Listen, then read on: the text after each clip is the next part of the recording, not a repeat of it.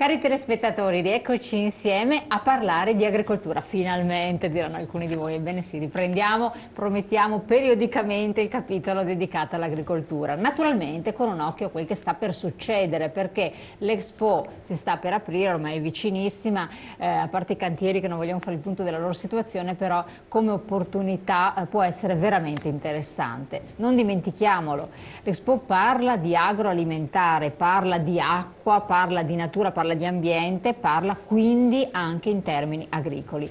Parliamo di questo e anche di nuove opportunità, di sviluppi, di crescita di giovani con i nostri ospiti della CIA di Padova. Allora, ben ritornato Roberto Betto, presidente della CIA Padova. Grazie di essere qui con noi. Buongiorno Luca Trivellato, a tutti gli spettatori. Luca Trivellato, presidente AGIA Padova, cioè l'Associazione Giovani Imprenditori Agricoli della CIA di Padova. Grazie di essere qui con noi, e imprenditore agricolo naturalmente. Daniela Giarin, ben ritornata qui con noi, sempre presidente AGIA Veneto, ma giovane anche apicoltrice e membra della SEGIA che è a Bruxelles, giusto? Una sede a Bruxelles, ci racconterà anche bene questa esperienza a Bruxelles, ce la riprenderà. Pierantonio Capodaglio, presidente Turismo Verde Padova, grazie anche a lei, anche lei è imprenditore agricolo, sono tutti imprenditori agricoli in ambiti similari, perché imprese, fattorie didattiche, uno e l'altro, chi più volte il turismo, chi ha la vendita interna, l'istruzione eccetera, e anche imprenditore agricolo, quindi vedremo un attimo di capire meglio certe dinamiche. Ma incominciamo con quello che è il tema forte, presidente, è importante. Perché effettivamente è vero, tante le battute che si fanno in alcuni media radiofonici eccetera, che dicono ma non si parla niente dell'Expo, però effettivamente è così. Pochi sono al corrente della grandissima opportunità e ne sono consapevoli, o no? Nell'agricoltura come funziona? Sì, sono d'accordo. Questo Expo italiano che si mette in gioco da maggio a ottobre 2015 dovrebbe essere un trampolino di lancio per tutte le categorie economiche, ma soprattutto per il mondo agricolo, che noi riconosciamo, visti i temi che ci sono all'ordine di questo Expo. Crediamo che ci sia una necessità però di valorizzarlo e di metterlo in campo, perché ci sembra un po' di essere un po' in ritardo con quello che potrebbero essere i programmi di valorizzazione dei nostri territori, in questo caso questo nostro padovano. Questa bellissima vetrina per noi potrebbe essere un mezzo utile per far crescere anche le nostre aziende e quello su cui abbiamo investito da tanti anni, ma soprattutto per creare un trampolino anche per i giovani, che saranno il futuro della nostra agricoltura. Ecco, cos'è quindi l'Expo? Si parla di energia per la vita, no? E dell'agricoltura, l'energia per la vita, sostanzialmente, quasi come se fosse un sinonimo, no? Sono d'accordo, effettivamente l'agricoltura è quel settore primario che produce nutrizione, e negli ultimi anni anche specialmente l'agricoltura italiana si è diversificata dagli altri, non usando magari OGM, facendo determinate scelte a livello qualitativo, quindi credo che il nostro slogan come regione potrebbe essere quello che l'agricoltura veneta e soprattutto anche la padovana, visto il caso che oggi siamo qui a rappresentare il nostro territorio, sia quel mezzo che riesce a seminare la nutrizione per raccogliere la salute, quindi dal punto di vista qualitativo, che è quel punto sempre critico che non ci viene riconosciuto. La nostra qualità talvolta, anche con le ultime leggi, il TTIP, cioè noi produciamo qualità e alla fine deve essere considerata per tale. Non si può oggi, il prezzo di mercato del mais OGM è più alto del nostro nazionale, cioè questi sono dei paletti che limitano la nostra crescita, il nostro reddito e la nostra sostenibilità. Ecco, come ci stiamo preparando, come voi vi state preparando per questo discorso dell'Expo? E quindi che tipo di entrate ci potrebbero anche essere, di incremento? Noi abbiamo un progetto nazionale che poi viene calato anche a livello regionale, e noi come Padova, visto che il tema c'è anche l'acqua, quindi cercheremo un gemellaggio anche con le Terme Euganee, con Abano, Montegrotto, che penso potrebbe essere strategico per dare un'immagine di quello che è il nostro territorio. Noi pensiamo che negli ultimi 10-15 anni nella provincia di Padova abbiamo investito delle grandissime risorse in quelle che possono essere i percorsi ciclopedonali, rivalorizzare gli argini dei canali e tutto questo, però i frutti veri e propri li dobbiamo ancora portare a casa. Speriamo che con questo Expo ci sia la possibilità, a mezzo dei buyer esteri che vengono a prendere visione di quello che possiamo mettere a disposizione turistica, le nostre capacità e le nostre risorse, sia un incentivo economico per tutta la collettività e soprattutto per gli imprenditori che si sono messi in gioco con investimenti a livello aziendale. Saranno presenti le aziende agricole in qualche modo? L'agricoltura padovana, veneta sarà proprio presente fisicamente? Certamente sarà presente. I vini dei colli sicuramente li avremo come trampolino di lancio. Il settore che oggi... proprio con prodotti specifici? Sicuramente sì. Poi avremo il formaggio, il settore del lattiero caseario, proporremo il turismo con le piccole realtà agrituristiche che abbiamo a disposizione, il miele, un insieme di prodotti che dovrebbero sfamare il mondo visto che la popolazione mondiale sta aumentando giorno per giorno. Quindi puntare su un'agricoltura anche diversa, cioè non fine a se stessa la produzione, ma che c'è sempre l'occhio attento, appunto diceva, al turismo, al vendere prodotti, a farli perché siano appetibili.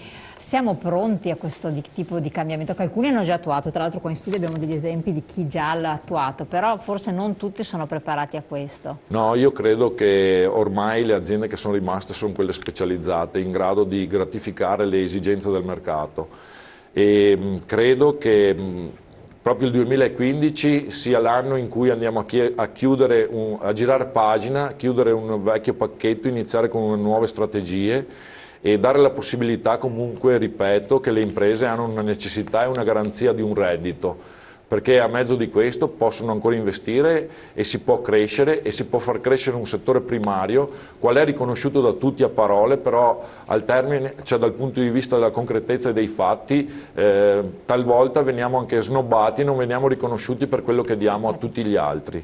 Infatti io voglio sentire anche Daniele Giarin perché ha anche una veste europea, giovane ma anche europea. Questo dato di fatto che è percepito forte anche in Italia, è così anche in Europa, cioè come siamo messi in Europa? Siamo anche rappresentati in modo adeguato, abbiamo visto che nel settore per esempio della pesca, proprio giorni fa c'è stata questa manifestazione a Roma per il discorso dei vongolari, che si sono sentiti non riconosciuti in un loro lavoro e quindi penalizzati dall'Europa. Lasciamo stare che comunque diciamo che nel settore agricoltura con Castro c'è sempre stata una buona rappresentanza, una persona anche molto attiva, ma perché non ci danno non danno a voi il giusto peso? Bella domanda. Diciamo che nei paesi magari del nord l'agricoltura è più riconosciuta rispetto ai paesi del sud. E perché questo che in realtà non è che abbiano... Ma perché c'è un'agricoltura molto più estensiva, si parlano di aziende con circa 200 ettari. Quindi la massa conta come siamo strutturati in aziende molto piccole, microaziende, a differenza invece delle macroaziende agricole che troviamo nel nord Europa. Quindi con le pulci?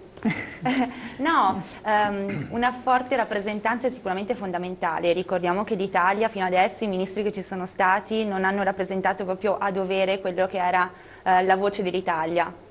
Anche la situazione un po' instabile in Italia poi viene riflessa anche in Europa. Durante la presidenza italiana, l'ultimo semestre europeo, ci sono stati dei risultati che siamo riusciti a portare a casa anche come giovani. Tipo nell'ultimo Consiglio dei Ministri europeo dell'agricoltura sono stati portati tre temi importanti che abbiamo presentato. Uno era sull'accesso al credito, dove sono stati fatti degli accordi con la Banca degli Investimenti Europei, e questo ci porta anche così a ogni Stato membro a elaborare delle riforme proprio adatte per i giovani, che vadano proprio a sviluppare gli investimenti che vogliono appunto i giovani fare, e sull'accesso alla terra, perché anche la terra è uno dei problemi più grandi per i giovani, e viene concesso l'affitto con dei tassi agevolati, quindi un'ulteriore agevolazione per i giovani, e poi anche la formazione. La formazione per il giovane è stato uno dei temi presentati al Consiglio, e viene sviluppato di più anche il tema dell'Erasmus come formazione, ma Erasmus non inteso a lungo periodo, quindi dai 3 ai 6 mesi, ma anche di un paio di giorni, giusto per confrontarci con aziende europee, visto che dobbiamo vederci come un'Europa e non più come singola Italia per confrontarci e scoprire quali sono anche per noi giovani le possibilità o delle tecniche nuove da usare anche nel nostro territorio. Insomma, quindi speriamo, visto questo...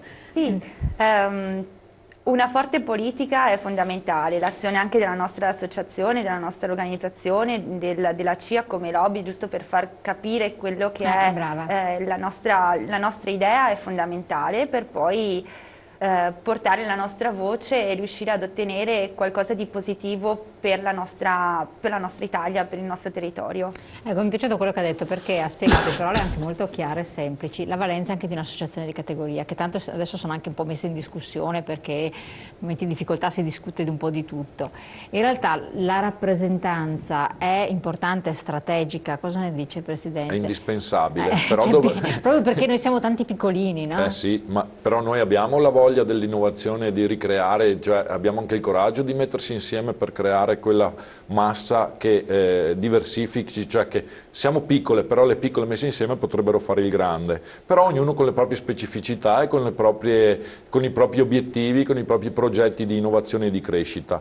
Per quanto riguarda le associazioni di categoria, infatti credo che a livello politico non si riesce a essere incisivi fino al 100% perché non c'è quell'unione concreta fra le varie rappresentanze. Sono convintissimo che però se l'unione fosse 100%, cioè anche le altre associazioni fossero unite, noi apriamo le mani, apriamo il nostro cuore, diamo la possibilità, però se gli altri fanno sempre un passo indietro e non si vogliono aggregare, questo ti fa perdere di energia e di forza e quando vai a proporti la politica può trovare la forza per... cioè l'interesse a disunirci anziché unirci perché altrimenti dovrebbero veramente gratificare le nostre esigenze.